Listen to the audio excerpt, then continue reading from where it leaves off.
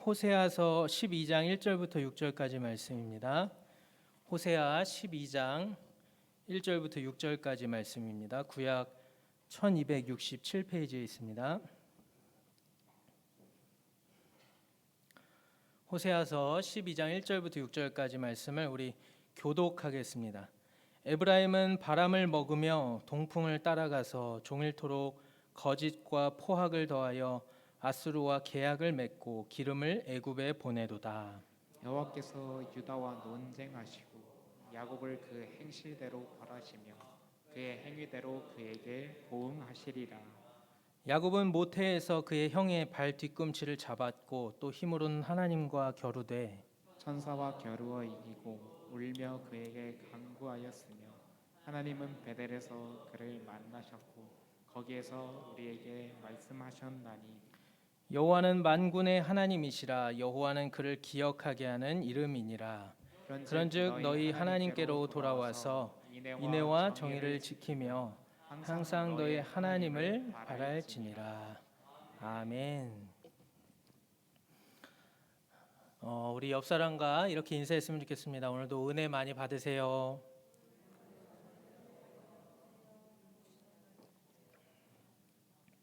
네, 오늘 말씀의 제목은 하나님이 원하시는 것입니다. 하나님이 교회에 원하시는 것이 무엇인지 오늘 말씀을 통해서 깨닫는 그런 은혜의 시간이 되시길 바랍니다.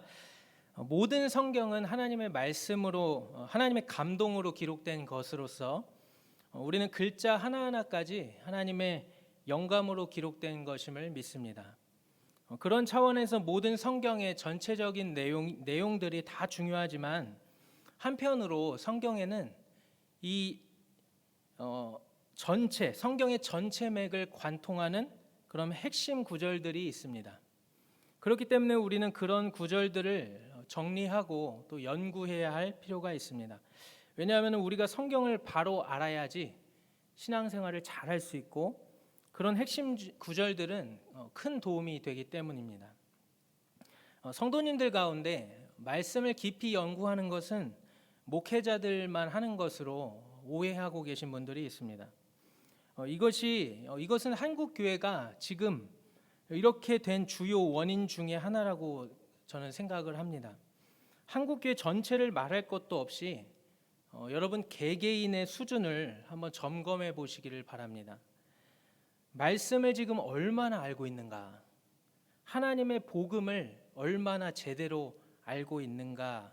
이것을 반드시 점검하고 우리는 그것을 발판 삼아서 다시 복음으로 돌아가야 합니다. 복음을 제대로 알지 못하면 반드시 어떤 양극단으로 치우치게 되는데요.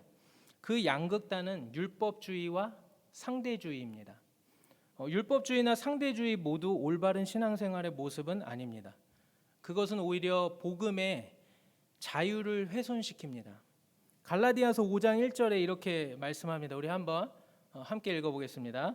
그리스도께서 우리를 자유롭게 하려고 자유를 주셨으니 그러므로 굳건하게 서서 다시는 종의 멍에를 매지 말라. 네. 그리스도께서는요 우리에게 분명히 우리를 자유롭게 하려고 자유를 주셨다라고 말하는데요. 우리 스스로 어떻게 하는 거죠? 종의 멍에를 매는 것입니다. 그러니까 율법주의는요 계속해서 이 복음에다가 인간의 공로를 더합니다. 팀 켈러 목사님은 이렇게 말씀합니다. 은혜가 먼저고 순종은 그 반응으로 나타나는 것이 복음이지만 은혜와 순종이 반복되면 어느 순간 순종과 은혜로 바뀌고 만다. 분명 복음은 우리를 자유케 하는 것이지만 복음에 대한 무지는 우리를 자꾸만 억압합니다. 그러므로 사랑하는 성도 여러분, 우리가 왜 말씀을 깊이 정독하고 또 연구해야 된다라고 제가 말씀드리는 거냐 하면요. 여러분들이 복음에 대해서 깊이 이해하면 이해할수록 여러분은 참된 자유를 누릴 수 있기 때문입니다. 만약에 복음을 모르면요. 자꾸만 그 비본질적인 것들에 붙들려서 스스로를 억압시킬 수 있습니다. 저는 최근에 온라인을 통해서 이진남 집사님이라고 하는 분을 알게 되었는데요. 이분은 1973년 출생으로 현재 프리탄이라고 하는 기업의 CEO입니다. 과거에 어떤 이분이 미국에서 최고의 부와 명예를 누리고 살았던 분이었는데요. 그런 부와 명예로도 여전히 채워지지 않는 부분을 느꼈다고 합니다. 그리고 결국 그 해답을 하나님의 말씀 속에서 찾았다고 합니다. 말씀을 통해서 자신이 누구인지, 그리고 자신이 무엇을 어떤 목적을 위하여 살아야 하는지를 발견했다고 합니다. 제가 이분을 통해서 도전을 받고 또 우리 성도님들에게 도전을 드리고 싶은 것이 무엇이냐면, 이분이 예수님을 믿고 나서 성경을 하루에 20시간씩 연구했다는 것입니다. 그리고 그게 너무나도 재미있었다고 합니다. 기업의 CEO이면서 세 아들의 어머니이면서 말입니다.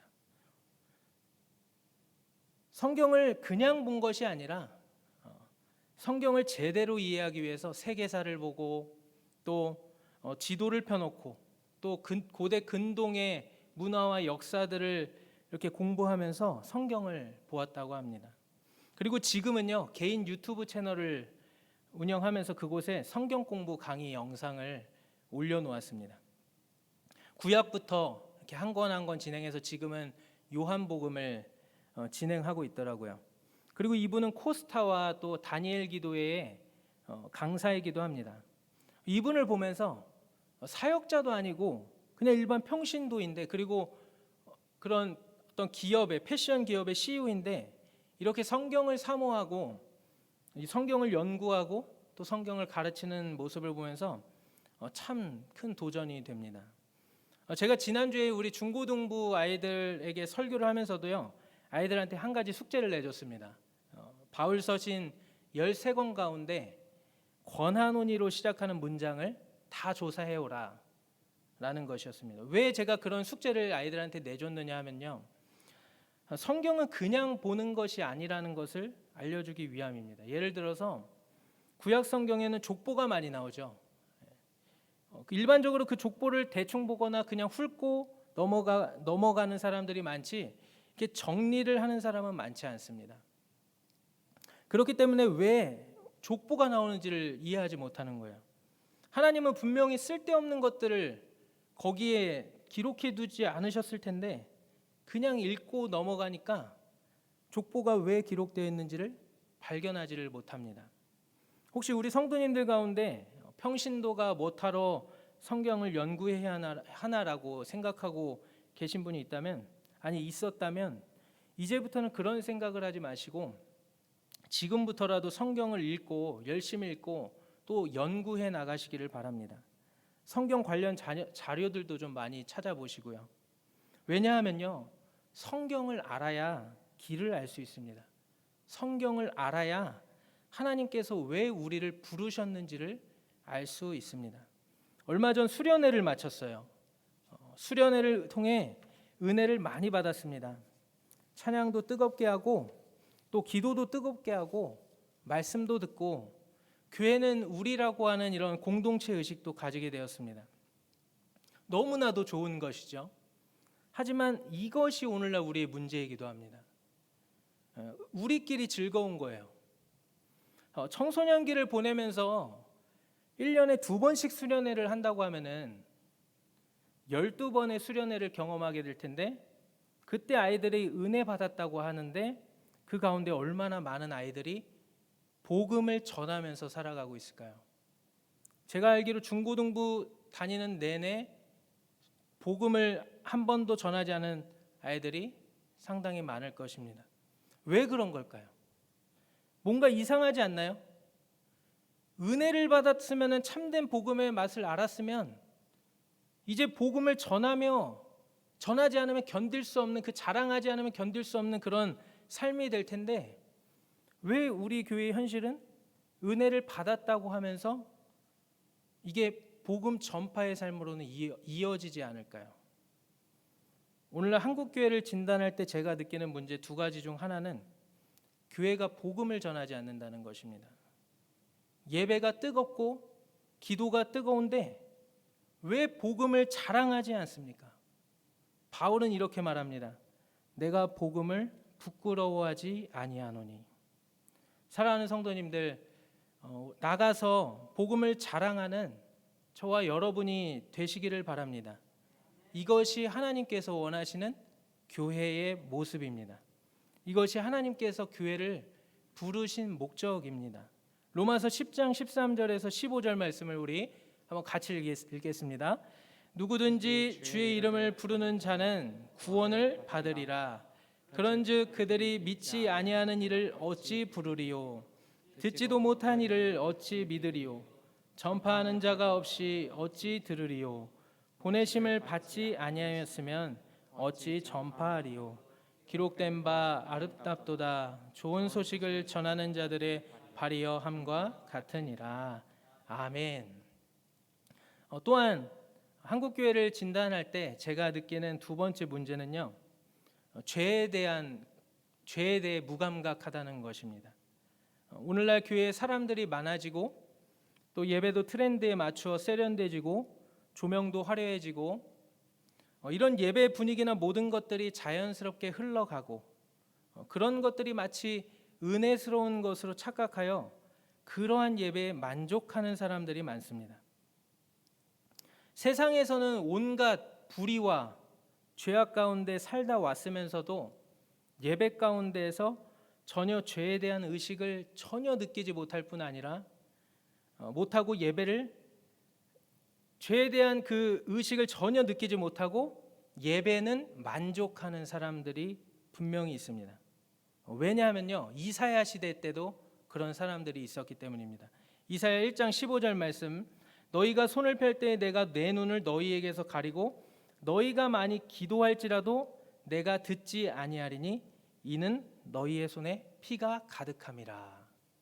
너희의 손에 피가 가득함이라. 이게 무슨 말씀입니까? 죄악이 가득하다는 것입니다. 그러한 채로 교회에 나와서 예배드리고 또 그 속에서 본인은 만족을 누리고 있다는 것입니다. 이것이 얼마나 큰 문제입니까? 이 시간 저와 여러분이 점검해야 하는 사실은 예배를 통해서 얼마나 내 죄악이 다루어지고 있느냐입니다. 이것은 예배뿐만 아니라 우리의 삶 속에서도 마찬가지입니다. 주님과 늘 동행하는 삶이라면 이 예배뿐만 아니라 우리의 삶의 어느 자리에서도 이러한 죄들이 다루어져야 하는 것이죠. 이런 죄악이요, 이 죄악을 다루는 것이 바로 교회가 추구해 나가야 되는 목표입니다. 어떠한 교회가 되느냐? 어떠한 교회가 되느냐? 큰 교회입니까? 이것이 우리의 목표입니까? 시스템이 잘 갖춰진 교회입니까? 내게 큰 만족을 주는 교회입니까? 이런 것들이 목표가 돼서는 안 되죠. 하나님은 그것을 목표로 주시지 않았습니다. 하나님이 목표로 주신 것은 거룩한 교회입니다. 이것은 확정적이기도 하고 점진적이기도 합니다. 확정적이라고 하면 하나님께서 이미 우리를 거룩한 교회로 부르셨다는 것이고요. 점진적이라고 하면 우리가 끝까지 싸워 나가야 할 과제라는 것입니다. 오늘날 우리 성도님들의 관심은 지금 어디에 있습니까? 신자로서 여러분의 관심이 어디에 있어야 합니까? 이런 것들이요, 다 사실 말씀에 나옵니다. 좋은 신학 서적들을 또 탐독하시면은요, 다 거기에 나와 있습니다. 제가 예전에 새벽 설교 때 몇 번 인용을 했었는데요. 영국의 청교도 신학자 존 오웬의 전집이 저는 전집을 구매했었습니다. 예전에 우리 성도님들도 한번 관심을 갖고 구매해서 읽어보셨으면 좋겠어요. 근데 그 전집에요, 총 7권이 있는데 3권의 제목이 이렇습니다. 신자 안에 내재하는 죄, 그리고 두 번째 죄 죽임, 그리고 세 번째가 죄와 은혜의 지배. 7권 중에 3권이요, 제목만 보더라도 우리가 이 죄에 대해서 얼마나 중요하게 다루고 있는지를 아시겠죠. 이 존 오웬이라는 신학자 목사님이 이렇게 말씀합니다. 죄라는 저기가 얼마나 강력한 힘으로 신자의 영혼을 공격하고 쓰러뜨려 노예화시키는지, 즉 죄의 무서운 본성에 대한 자각을 새롭게 해야 한다. 그런데 과연 우리는 지금 죄에 대해서 얼마나 민감함을 갖고 있습니까? 날마다 죄에 대하여 싸워 나가야 하는데 교회는 지금 무엇에 만족하고 있습니까? 무엇에 안주하고 있습니까? 죄의 영향력 아래 놓여서 죄의 억압 가운데서 헤어나오지 못하고 있는 자들이 얼마나 많습니까? 매주 예배에 나오면서도 음란과 거짓에 중독되어 있는 사람들이 얼마나 많습니까? 그 은밀한 죄악들이 얼마나 많습니까? 우리가 이처럼 죄를 회개하지 않는 이유는 죄가 없어서가 아니라 죄에 대해 무감각하기 때문입니다. 제가 신앙생활을 하면서 깨닫는 것은 신앙이 좋으면 좋을수록 죄인 중에 괴수가 된다는 것입니다. 그래서 바울이 이렇게 고백하죠. 나는 죄인 중에 괴수라. 왜 그러냐? 왜 그럴까요? 왜 신앙이 좋으면 좋을수록 죄를 안 지어야지 죄인 중에 괴수가 되느냐? 이런 의문점이 드실 것입니다. 왜 그러냐면요. 우리가 빛 대신 주님 앞에 가까이 나아가면 가까이 나아갈수록 우리의 모든 죄악, 정말 작은 죄악까지도 다 훤히 드러나기 때문에 그런 것입니다. 오늘날 예배를 드려지는 것을 보면요, 그런 안타까움이 있습니다. 찬양이 좋고 말씀도 좋고 기도도 좋고 은혜 받았다라고 하는데 그러나 눈물 없는, 애통함이 없는, 돌이킴이 없는, 주님 앞에 눈물로 죄를 회개하는 사람들이 많이 없다는 것에 대한 그런 안타까움이 있습니다. 이것은 분명 우리가 잘 살아서 회개할 것이 없는 게 아니라 그만큼 죄에 대해 무뎌져 있다는 것을 반증합니다. 제가 지금까지 굉장히 장황하게 말씀을 드렸는데요. 그러나 포인트는 딱 두 가지입니다. 오늘 제목처럼 하나님이 원하시는 것은 다른 것이 아닙니다. 하나님이 교회에 원하시는 것들은 다른 것들이 아닙니다. 어떤 부수적인 것들에 별로 중요하지 않은 것들에 대한 관심들을 내려놓으시고 정말 하나님이 중요하게 여기시는 것, 하나님께서 교회에 원하시는 것이 무엇인지 한번 보시길 바랍니다. 특히나 오늘날 한국교회에 하나님께서 원하시는 것은 이 두 가지, 복음을 전하는 것과 죄를 죽이는 것이라고 생각합니다. 어쩌면 한국교회에서 이러한 이 두 가지는 오랫동안 방치되어 있었습니다. 하지만 예나 지금이나 하나님께서 하나님의 백성들에게 원하시는 것은 동일합니다. 오늘 본문 말씀 6절이 바로 오늘 본문의 핵심이라고 생각하는데요. 이것을 오늘 듣고서 한번 집에 가서 정리를 해보시고 묵상해 보시고 또 삶의 적용점을 찾아내서 한번 적용을 해보시길 바랍니다. 그때 여러분의 우리 성도님들의 삶 가운데 진정한 변화가 있을 것입니다. 그냥 여기서 듣고 끝나는 것이 아닙니다. 6절 그런즉 너희 하나님께로 돌아와서 인애와 정의를 지키며 항상 너희 하나님을 바랄지니라. 하나님께로 돌아오는 것, 인애와 정의, 항상 너희 하나님을 바랄지니라. 이것이 하나님이 원하시는 것이라고 말씀합니다. 죄의 본질은요, 하나님을 떠나는 것입니다. 하나님 없어도 아무렇지 않게 살아가는 것입니다. 당장은 망하지 않으니까 담대하게 죄를 짓습니다. 그러나 그 길은 사망의 길입니다. 오늘 본문 1절부터 3절은요, 이스라엘의 죄악에 대해서 이 야곱의 예를 들어서 설명하고 있습니다. 1절에 나오는 바람을 먹으며라고 하는 표현은요, 바람을 다스린다라고 하는 말로 써요. 하나님의 주권을 잊은 채 자신이 삶의 주인이 되어 살아가는 교만한 자를 말하는 것입니다. 또한 동풍은요, 성경에서 이제 그 뜨거운 사막에서 불어오는 뜨거운 열풍을 말하는데요. 그것은 온 땅을 황폐하게 하는 그러한 모습과 상황을 표현할 때 주로 쓰입니다. 그리고 1절 마지막에 아수르와 계약을 맺고 기름을 애굽에 보낸다고 하는 말은 이스라엘이 얼마나 지금 하나님을 의지하지 않고 자기의 지혜로 살아가는지를 보여줍니다.